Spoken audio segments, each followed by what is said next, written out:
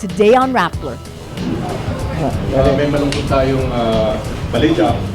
Kumpirmado na yung isa sa mga katawan ay isa kay Secretary Jesse Robredo.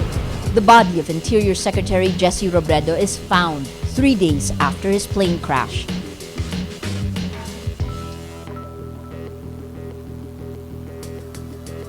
President Benigno Aquino III brings home a dead colleague and friend on the 29th death anniversary of his father.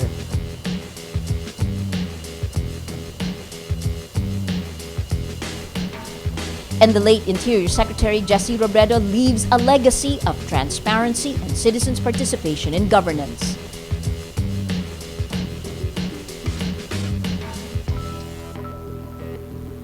Hello, I'm Maria Ressa. Welcome to Rappler, your social news network. It is a sad day for the Philippines. The city of Naga is in mourning. Jesse Robredo in 1988 became the Philippines' youngest mayor, winning in Naga by a slim margin. He gave meaning to people power, increasing citizens' participation in city councils. He instituted reforms that made Naga the most improved city in Asia in 1999. He led by example, living a simple life with no trappings of power. When he joined national government, he was the epitome of this government's battle cry of Daang Matuwid, the straight and narrow path. His legacy is what he fought for in life, full transparency and governance.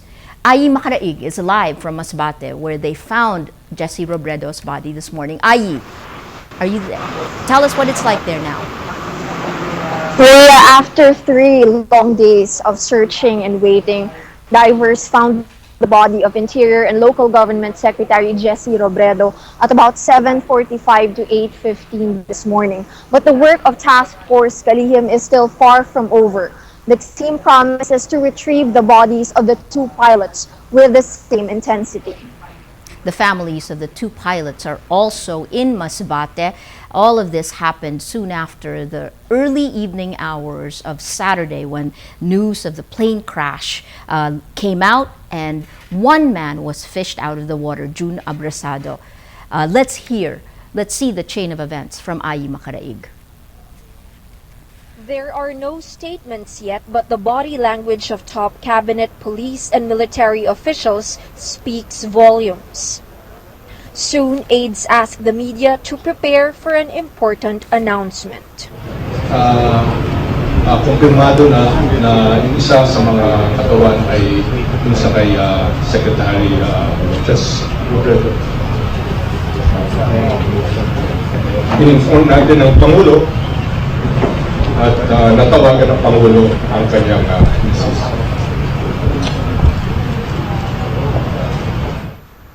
British volunteer technical diver Matt Reed finds the body of Interior Secretary Jesse Robredo off Masbate 3 days after a plane crash. Like Robredo's colleagues, the news leaves President Aquino speechless. Immediately, the president flies to Masbate to bring Robredo home to his wife and daughters in Naga. But for many residents of Masbate, Robredo was also family. Father Leo Casas officiates the final blessing for his friend of 10 years. Napakasakit. But the mere fact na yung nag-bless ka, you entrusted him to God, yun din ang nagbigay ng isang nagpalakas din sa akin. But human as we are, talagang hindi ko mapigilan na umiyak talaga siguro kasi sabi ko bakit nagkaganito. While Robredo's family and friends grieve, the relatives of the 2 pilots, Captain Jesop Bahinting of Cebu and student pilot Shitiz Chand from Nepal, are still waiting for the pilots' bodies to be recovered. They are devastated but grateful. Thank you very much. Thank you, President. Wish you done here. Nice job. Thank you very much. Diving is temporarily suspended after volunteer German diver Danny Brumback suffers from decompression sickness. The search for the 2 pilots resumes on Wednesday. It may take a while to know exactly what caused the crash, but for now, the search continues for the 2 pilots. Ayi, what will happen? Well, Maria, we have to make it clear that at this point, it's not yet certain if both of the pilots were in the wreckage underwater. Earlier, Secretary Rojas told us in the press conference that the bodies of these two pilots were found in the wreckage, but later on, the task force clarified that the diver, Matt Reed, said that he is sure of only one body because he said that it was so dark in the cockpit. He wasn't sure if the second pilot was there. So there's still that uncertainty at this point. But for now, the task force says they are setting a deadline of by noon tomorrow to finish the retrieval operations. And we really do hope that bodies of those two pilots will be found and will be brought back to their families who have been waiting here in Masbate. Maria? Thank you. Ayu Makaraig reporting live from Masbate. On the 29th death anniversary of his father, President Benigno Aquino III brings home a dead colleague and friend. Earlier today, the body of Interior and Local Government Secretary Jesse Robredo was brought to the Masbate airport and given military honors. Robredo died in the plane crash off Masbate last Saturday. His body is recovered today. He was 54. At noon, the plane carrying Robredo's body left for Naga, where his family lives and where he served as mayor for nearly 2 decades. The president supervised the search and rescue operations for Robredo and his 2 pilots since Sunday. He left for Manila Monday night to commemorate the death anniversary of his father, the late Senator Benigno Ninoy Aquino Jr., who was shot on August 21, 1983.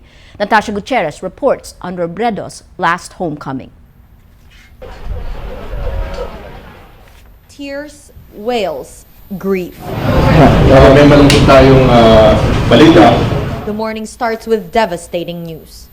Supporters weep when they hear Interior Secretary Jesse Robredo is dead.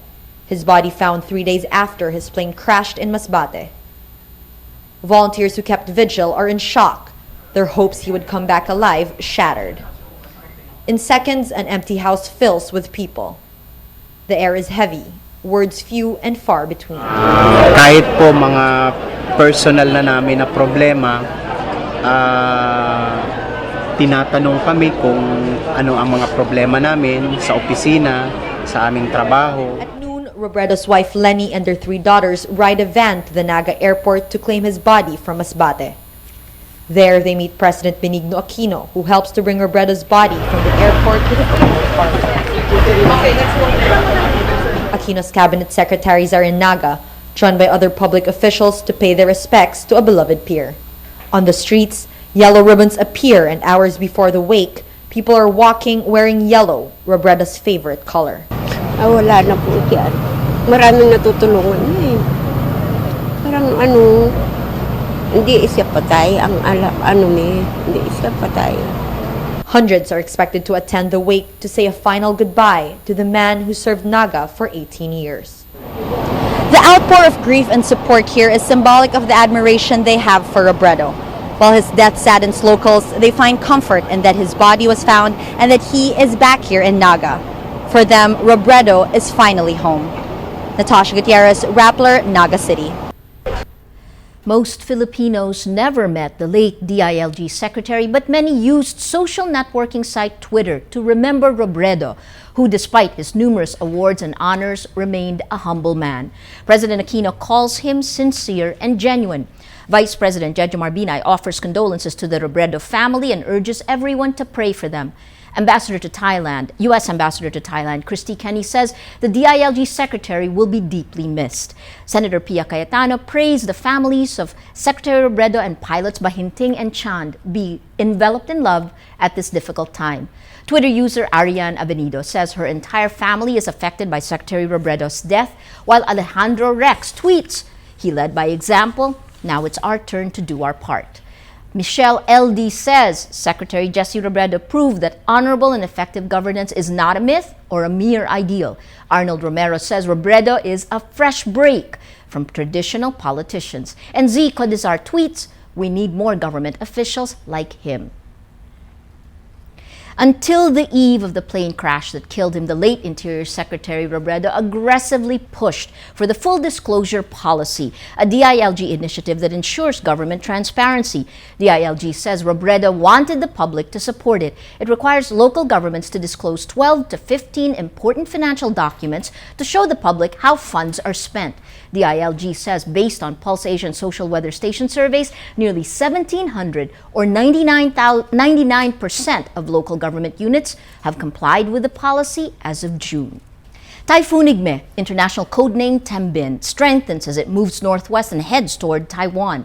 It's last spotted 320 kilometers east-northeast of Basco, Batanes. Storm signal number 1 is up over the Batanes group of islands. The typhoon enhances the southwest monsoon, bringing light to moderate rain over Luzon, particularly over the western section. Another weather disturbance, Tropical Storm Julian, continues to intensify over the Pacific. It will be named Bolaven when it enters the Philippine area of responsibility. Well, let's now look at Rappler's Wrap for today, a list of the 10 most important events around the world you shouldn't miss. At number 5, technology giant Apple set another record on August 20th. It became the most valuable public company in history. Apple's market value hit $623 billion intra-trading, eclipsing the previous record set by Microsoft.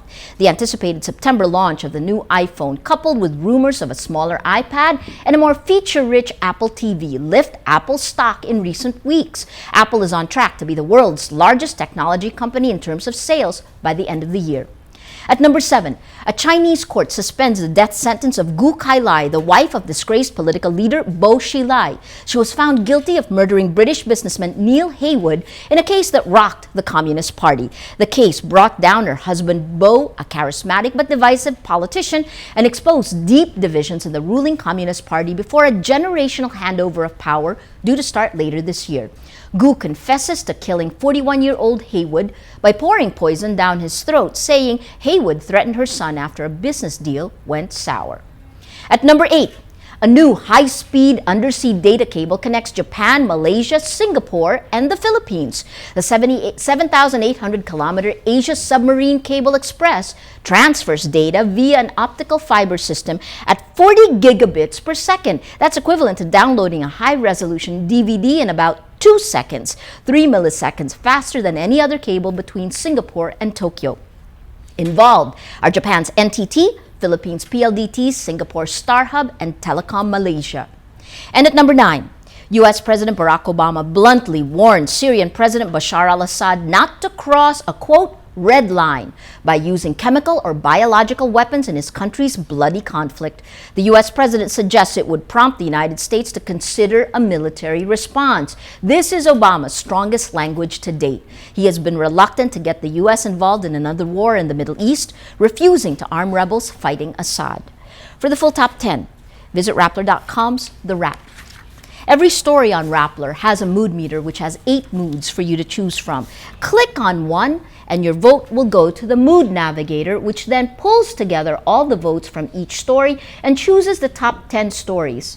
Last night, actually over the weekend, as news of the plane crash happened, the Mood Navigator turned sad. It remains sad today.